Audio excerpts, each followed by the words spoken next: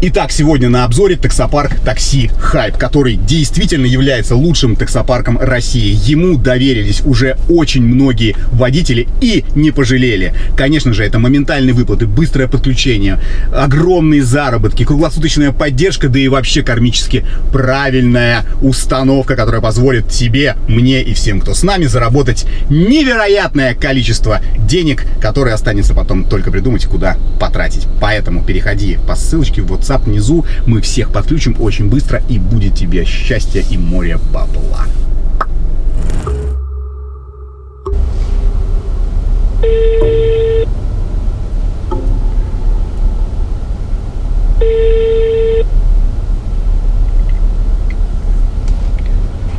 Да, добрый день, Яндекс Такси беспокоит. Скажите, а вы скоро дойдете? Сейчас подойду. Просто здесь стоять просто не особо удобно. Постарайтесь побыстрее, ладно? Сейчас у меня дела, сейчас я подойду. Хорошо.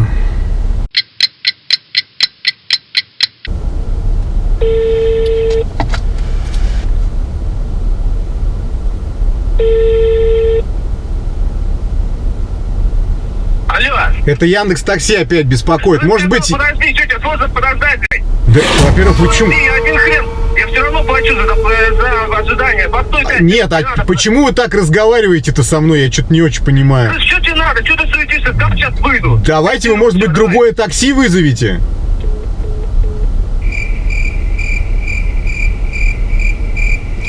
Мне даже интересно на этого покемона посмотреть, блин. Ладно.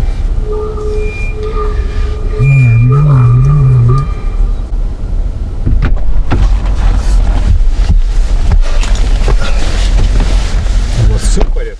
Ну, я сказал, попросил подождать. Я понимаю, но вы... Неужели так сложно вот подождать? Не тревожь меня звонками. Я сказал, сейчас выйду. Нет, я понимаю, но вдруг у вас что-то поменялись, или вы забыли. Всякие бывают ситуации. У вас там свои дела, у меня вообще-то работа тоже. Я же работаю. На Алексеева вам? Да. Ну просто так тоже, ну, вы и меня тоже поймите. Да ладно, хватит. Голова как болит, пиздец. Ну это ж не из-за меня, правильно? А вы меня вписываете в ваши головные боли. Да я сейчас просто смолой очень жестко так расплевался. Неприятно. Комфортно. Бывает. Представляешь, 2 года вместе. И из-за ее мамы просто жесть. Вот у вас есть вообще девушка там, может, женат? Да. У меня жена, 2 детей, но у меня все в порядке. Ну, я все лютые моменты уже пережил. Да ладно, прям ссор нету никаких. Не, ну бывают, но все, что по глобальному могло произойти, уже все произошло. И если на этом этапе мы не, остались вместе уже, то дальше только, я не знаю, там, прям что-то уже лютое. Типа из разряда я полюбил или полюбила другого. А вот эти все остальные бытовые моменты, они уже со всех сторон обговорены, перетерты, перессорены, и все уже. Ага, бытовуха, да? Все, это теща бытовуха. Приезжает, что нормально? А у меня нет тещи, я брал сироту. Повезло. Да. Я вот живу. Я хотел ей предложение сделать через месяц. Живем вместе с ее мамой. Какая жесть. Ну это да. Не, я бы не смог жить с мамой. Так я ей говорил, давай переедем, блин. Я нормально зарабатываю. Говорил, давай сейчас вот снимем квартиру. Говорит, нет, мама, типа, надо за ней ухаживать. Типа, а вдруг ты меня бросишь, она говорила. Ну, мама там манипулирует, типа, не бросай меня. Вот, в коммуналке, блин, живем в одной комнате, ютимся втроем. В коммуналке? Да. В одной комнате втроем с тещей? Вообще жесть, я говорю. Она там больная, просто за ней уход нужен. Ну, у нее там диабет, ноги гниют. Жесть. А я что-то не понял, а что это мы на джипарике каком-то рассекаем? А на чем мы должны? А что, вам не нравится машина? Типа всякие там эти... Чего? Хондочки, да, как они называются? Обычные таксотачки, которые... Солярисы? О, да, солярисы. Что-то... Какой-то УАЗик, это что это за машина? Да ну... Ну какой УАЗик? Это не УАЗик.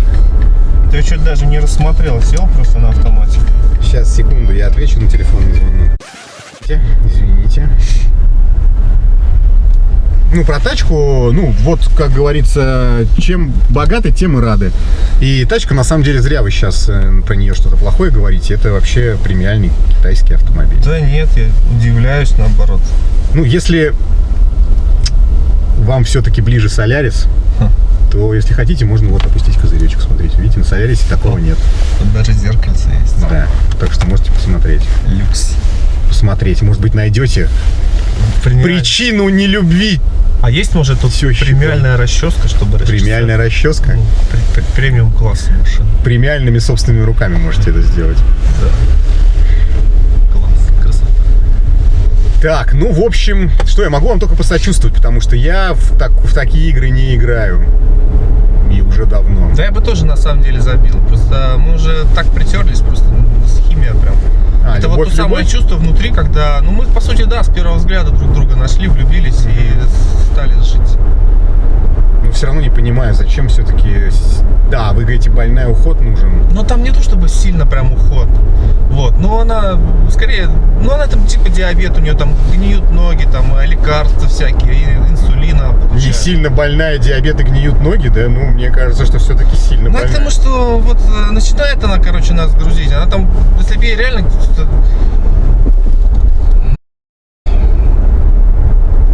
И какой выход-то в итоге? Ну вот вы поругались и чего? Хер знает, я вообще не местный. Я сейчас вот еду просто к товарищу, думаю, может поискать сам, поживу где-нибудь отдельно. Где?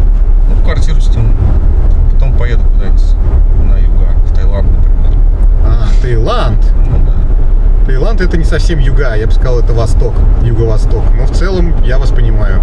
Потому что у меня есть такое же желание, но свалите от зимы. Я прям зиму тяжело переношу. Но тещу тяжелее в коммуналке я бы переносил с диабетом и гниющими ногами. Это я вам точно могу сказать. Поэтому я могу только посочувствовать. Так а на диалог-то нельзя с ней как-то выйти, чтобы она, ну, тоже... Хотя какой-то диалог в коммуналке троем.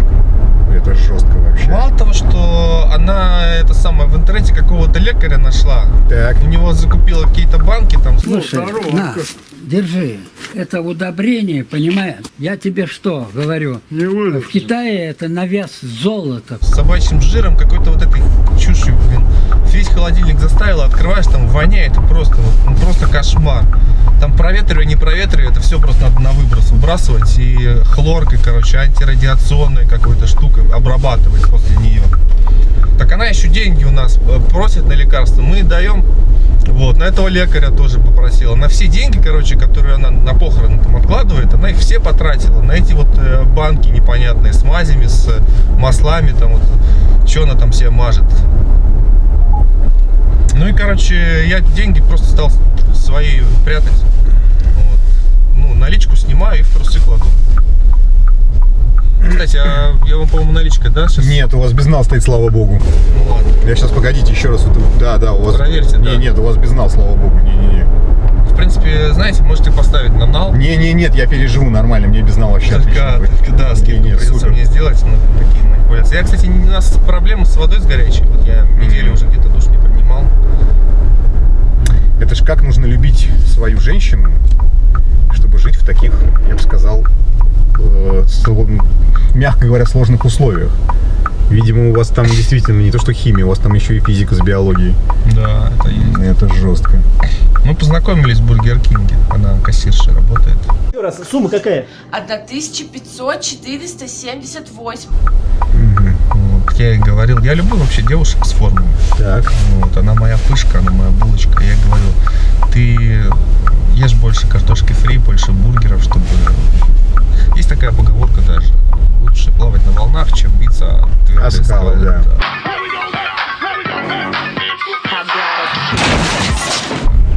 Вот это вот именно мой случай. Такую, я думаю, такую больше просто нигде не найду. Она идеал во всем. Мы друг друга с ней понимаем. У нас вообще нет, по сути, вот только вот ее мама проблема. Потому что она лезет в наши отношения. Мы, по сути, даже уединиться не можем, вот, чтобы просто... То она подглядывает, то она послушает. Я смотрел, ее не было, короче. Она уехала в больницу, у нее там был приступ, ее отвезли. Ну и мы там занялись своими делами. И, волшебством. Да, она приехала, короче, через время и стала у нас под кроватью искать. Я заметил, что презервативы начала искать. Я захожу, дверь открываю, а там она, короче, лазает с этой с метлой. Я такой, ух, говорит, не твое дело, ты у меня живешь. А сегодня что вообще поругались там? Она сегодня мне, короче, такая говорит, видишь, вон там мазь, раз уж ты у меня живешь, помоги мне, пожалуйста, намажь мне ноги. Чего, блядь? Ну, сами понимаете, да, ноги гнилые мазать мазью. Я говорю, не буду вообще. Давай лучше сиделку вам найму, короче, и пойду куда-нибудь. Ну, смотрите, мы подъезжаем уже. Что я могу вам сказать? Вот честно, без иронии, там, без каких-то шуток. Я вам реально сочувствую. И если хотя бы половина из того, что вы сказали, ну, прям правда, то это прямо боль. Прям боль. Поэтому, что, крепитесь. Ну, я бы на самом деле, если уж человек даже в таком состоянии не понимает, как к нему относятся и вообще, что происходит, то надо как-то напрячься, поехать куда вы хотите, там, в Таиланд, на Бали, не знаю, куда угодно. Найти денег, нанять ей сиделку или сдать ее куда-нибудь в какой-нибудь интернат, где ухаживают за такими больными. Ну и не портить себе жизнь, не портить себе отношения. Моя малая против будет. Я предлагал уже сиделку нанять. Она, наоборот, она на сторону мамы всегда встает. Потому что мама ей манипулирует. Там, конечно, просто жизнь. Я не знаю, мне вот сложный выбор на самом деле предстоит. Либо пойти на это все. Да, в принципе, вам без разницы, вы тут работаете, я вас тут загрузил своими проблемами. Да ладно, все будет хорошо, не переживайте, правда. Вот по-человечески давайте руку вам пожму, все у вас будет отлично. Да, правда? Да, все у вас будет хорошо. В принципе, есть, конечно. Крепитесь, как говорится. С ней помириться. У нее день рождения скоро. Вот. И я долго думал, на самом деле, что ей подарить. Вот. И мы с ней обсуждали как-то. Вы вроде адекватный по разговору. Вы, наверное, можете мне помочь, я думаю. С чем? С подарком, советом на подарок? Ну, да. Есть идея одна. Может, давайте тогда я ваш телефон запишу. Да. Личный. И если вы не против, если у вас будет время. Ну, честно говоря, не знаю даже. У нее день рождения 25-го как раз. Ну, у вас, во-первых, телефон есть сейчас в приложении, пока я поездку не закрыл. Вы, это ваш личный, да? Ну, конечно. Ага, хорошо.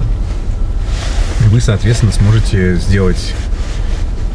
Вот, я вам тогда напишу свою идею, а вы уже как бы сами подумайте, интересно вам, не интересно, потому что ну, я не могу вас прям упрашивать. Я понимаю, у вас своя жизнь все-таки. Так, ладно.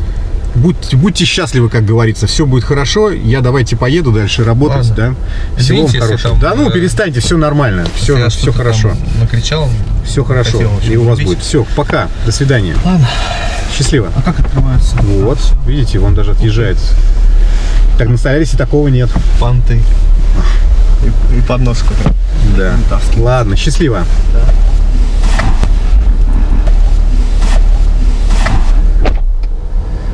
У меня даже... Я даже боюсь представить, что он мне хочет предложить. Даже не хочу думать об этом. Если хотите, напишите сами в комментариях. Но я даже не хочу предполагать.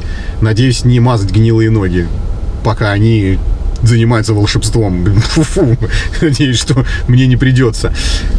Ну, если кроме шуток и иронии, друзья мои, это трэш. Вот эти постоянные взаимоотношения свекровей и невесток, тещи и зятей. Это просто постоянный геморрой. Особенно в таких лютых условиях. Коммуналки, там маленькие квартиры и так далее.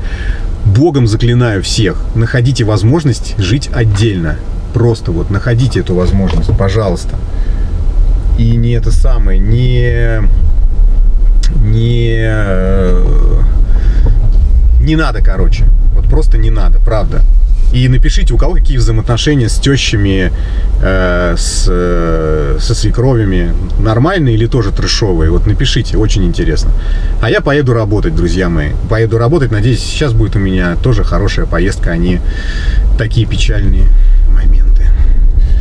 Ладно, короче, вариантов для комментариев у вас дофига. Про отношения, про его подарок пишите, заваливайте все. Только лучший таксопарк, только Такси Хайп. Ждем именно тебя. WhatsApp и Telegram в описании. Приходи, подключим тебя за 3 секунды. Выводить будешь бабки, когда захочешь. Ежедневно, ежечасно, ежеминутно. И у нас очень крутая служба поддержки. Жду, пиши.